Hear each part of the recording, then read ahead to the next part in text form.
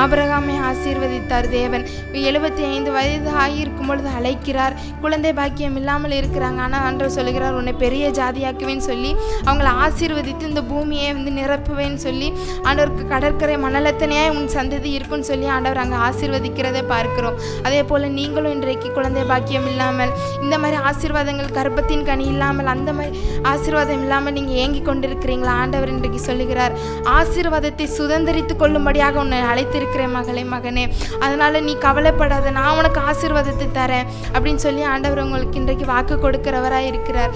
ஈசாக்குக்கும் அவங்க வெட்டின துறவு எல்லாவற்றையும் மறுபடியும் அவங்க தூற்றுக்கொண்டு மறுபடியும் அவங்க இது பண்ணிக்கிட்டே தான் இருக்காங்க. ஆனால் ஆண்டவர் ரெகோபோத் என்ற ஒரு நீரூற்றையை அவங்களுக்கு கொடுக்கறதே நம்ம பார்க்கிறோம். அதனால் நீங்கள் நான் பெறுகிற ஆசீர்வாதத்தை என்னால் முழுவதுமாக அனுபவிக்க முடியலையே, நான் பெறுகிற ஆசீர்வாதங்கள் எனக்கு நிலைத்திருக்க மாட்டேங்க, பொட்டல் பையில் போடப்பட்டது போலவே இருந்து கொண்டு இருக்குதே நீங்கள் சொல்லி நீங்கள் யோசிக்கலாம். ஆனால் ஆண்டவர் சொல்லுகிறார், நீ ஆசீர்வாதத்தை சுதந்திரித்து கொள்ளும்படியாக என் மூலமாய் நீ அழைக்கப்பட்டிருக்கிறாய் என்று சொல்லி ஆண்டவர் இன்றைக்கு உங்களுக்கு வாக்கு கொடுக்கிறார்.